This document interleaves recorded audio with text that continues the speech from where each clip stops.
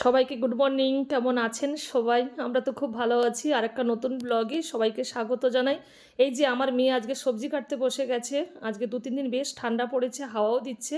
আর ও বলছে মা আজকে আমি সবজি কাটবো। আমি ওই জন্য সবজিগুলো সব বাইরে বের করে দিয়েছি রোদ্রের মধ্যে। আর ওর বাবা ওর পছন্দের জিনিসগুলো এনেছে।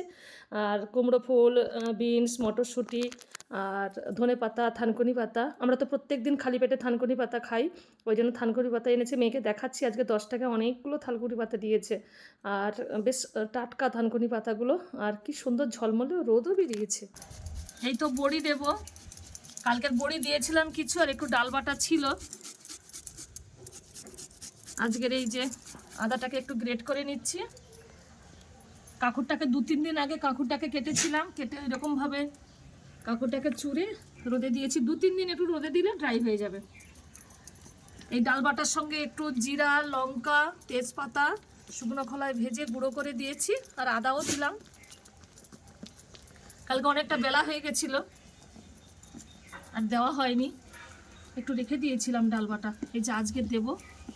খুব সুন্দর রৌদ্র হয়েছে আর বেশ ওয়েদারও ভালো, একদম বড়ি দেওয়ার উপযুক্ত ওয়েদার। এরপরে আকাশ মেঘলা হবে, কুয়াশা মেঘলা হলে রৌদ্র ভালো না হলে বড়ি ভালো হয় না। বেশ ওয়েদারটা খুবই সুন্দর, একদম পরিষ্কার রৌদ্র। এখন প্রায় 8:30-9টা বাজতে যায়, এখনই রোদ্রের তাপ আছে। ডালটাকে এইভাবে ফেটে নিতে হয়।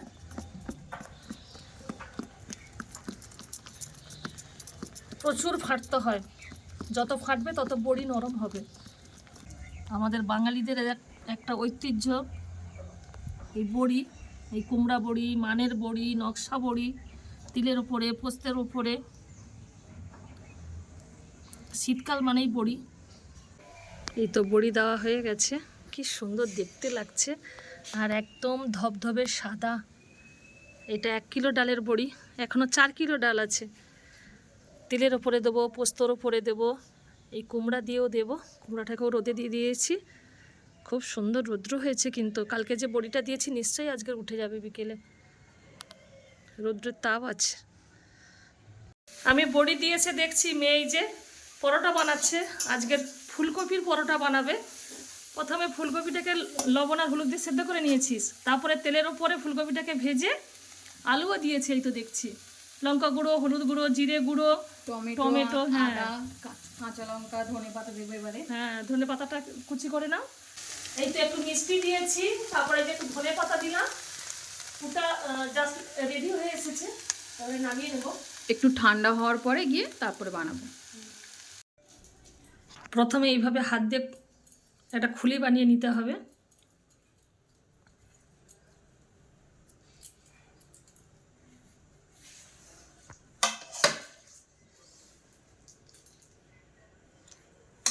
তিন ভাগ আটা দিয়েছি আর 1 ভাগ ময়দা দিয়েছি। একটু চিনি, একটু সাদা তেল আর একটু লবণ দিয়ে গরম জল দিয়ে মেখে নিয়েছি। মেখে ঢাকা দিয়ে রেখে দিয়েছিলাম প্রায় আধ ঘন্টা।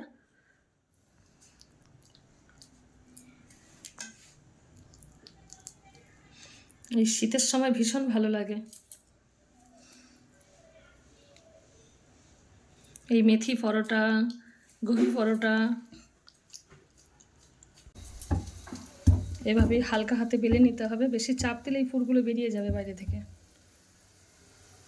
কিন্তু কি সুন্দর হয়েছে। তো গাইস, আজকে আমি হঠাৎ করে চলে এসেছি কাকুর বাড়িতে। অ্যাকচুয়ালি আমরা কাকু চেম্বারে ছিলাম প্রথমে, তো কাকদ্বীপে আসার পরে কাকুর সাথে মিট করেই ভাবলাম যে কাকিমার একটা সারপ্রাইজ দেবো, যেহেতু সামনেই রয়েছে আমাদের মেরি ক্রিসমাস 25শে ডিসেম্বর। তো সেই জন্য আমি এসেছি। চলো। আর এসছে দিদি, এসছে বলেই দেখা করতে এসেছি আমরা। দিদি এসছে বলে তাই আমি এলাম, এত ব্যস্ততার মধ্যে। তো আজকে এই ছোট্ট একটা কেক কাকিমার দিদির জন্য নিয়েছি। Thank you, merry Christmas. Advance. একদম। আর দিদি আমাদের জন্য অনেক কিছু এখানে বানাচ্ছে হঠাৎ করে। হ্যাঁ, কত কিছু বানাচ্ছে। এসে বলছে কি বানাচ্ছে, কিন্তু কিছু খাবার মতো এই যে খবরটা নাই। গোবি পরোটা বানাচ্ছি। কেমন হয়েছে সুমন? আমি এখানে আছি, মানে এসছি, দিদি বানাচ্ছে। জানি না আমি এসছি বলে কি দিদি আগে প্ল্যান ছিল, জানা নেই। টেস্ট খুব সুন্দর হয়েছে। ঠিক আছে, সকাল সকাল এখন গরম গরম খাচ্ছি। দিদিকেও দেখাও, যিনি বানিয়েছেন আমাদের শেফ। ঠিক আছে, দিদি খুব স্বল্প সময়ের জন্য আসে এখানে, তারপরে আগে খাইয়েছে এটা না আজকে না, এর আগে খেয়েছি। এবারে আমি বড়ি দিয়েছে দেখছি কড়াইতে ফুলকপি জল দিয়ে সেদ্ধ হচ্ছে, আমি ভাবছি কি হবে রেসিপিটা।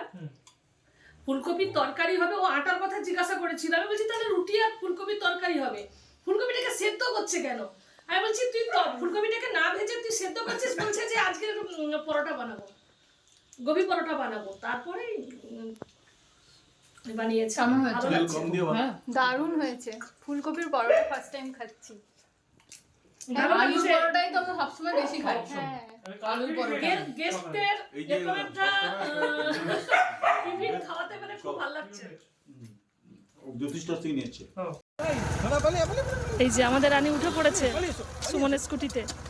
নামো নামো নামো। কি অবস্থা দেখেছো? ওইরকম করে নামবে না। আরে ছাড়াই তো। কি অবস্থা! রানী চলে এসো চলে এসো, একদিন নিয়ে যাব, আমরা টোটোতে যাব। এইগুলো করলে না ওরকম আমরা যে চলে যাবো না, ওদের ট্রেন ফ্রেন ধরার আছে, আমরা এখন টোটোতে আসলে এবার টোটোতে বসে থাকবো। সেদিন টোটো থেকে নামবে কে এসেছিলেন? বাপি স্কুটিতে এরকম ওঠে, ওই জন্য এরকম। এই আসছি রে। চলো চলো চলো চলো টাটা। ঘরে চলো। এসো হ্যাঁ। হ্যাঁ হ্যাঁ যাবো যাবো। হ্যাঁ সাবধানে যাবে। হ্যাঁ হ্যাঁ।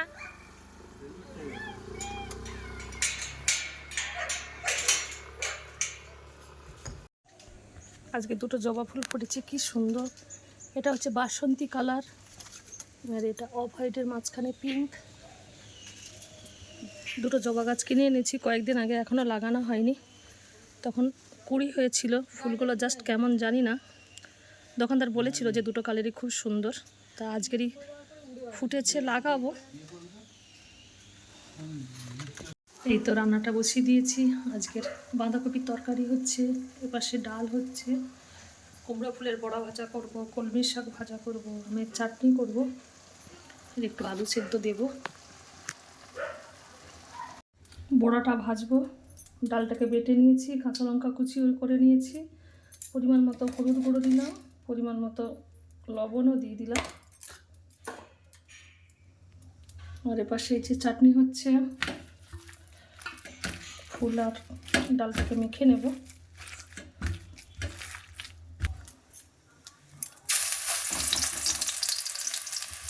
আমার মেয়ে ভীষণ পছন্দ করে এই কুমড়ো ফুলের বড়া ভাজা।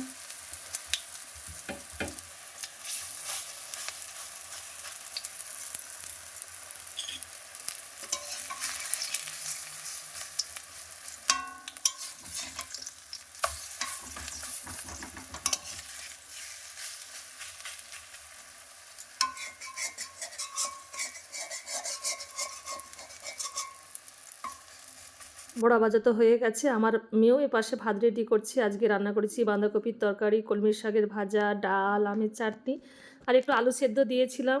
আলু সেদ্ধ মাখছে মেয়ে, আর ওই শুকনো লঙ্কা ভাজা, আর এই শুকনো লঙ্কার ভাজার তেলটা দিয়ে আলু মাখলে ব্যাপক লাগে, আমরা সবাই ভীষণ ভালোবাসি। আর ভিডিওটি আজ এ পর্যন্তই, সবাই খাওয়া দাওয়া করি, সবাইকে টাটা।